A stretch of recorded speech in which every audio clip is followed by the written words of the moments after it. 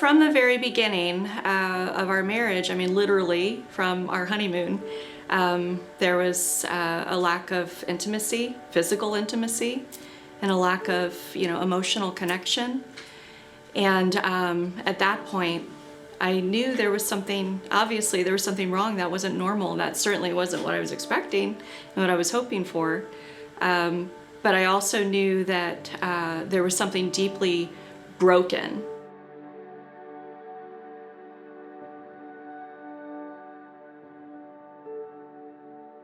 I found out about my husband's pornography use, and that he had been struggling with it since he was about 16 years old. I would say it was 5 or 6 years into our marriage. I don't know the specific date, but I'm pretty sure that's an accurate time frame.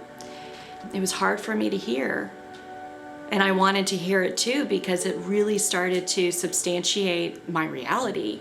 I could start connecting some dots and making sense of what was going on. So on one hand, I was processing it mentally, like, okay, this is a good thing that I'm hearing this. And on the other hand, it was so deeply painful. It really was like somebody was stabbing me over and over and over again. And that night I went out in our driveway and sat in the car, and I cried and cried and cried and cried for hours. I just didn't want to be inside. And so many more questions came up. I wanted to know what else had transpired, because I did remember vaguely that in the course of my husband's conversation with me that there were some other things, other ways of acting out that had been mentioned. And so once I started thinking and kind of going back and playing that tape over in my mind, I began thinking through what are those possibilities and what can I do about it again, going into that mode again. But what overwhelmed me just beyond comprehension was just that sense of isolation, helplessness, and the fact that I have been deeply hurt and damaged, and I have no idea what to do about this.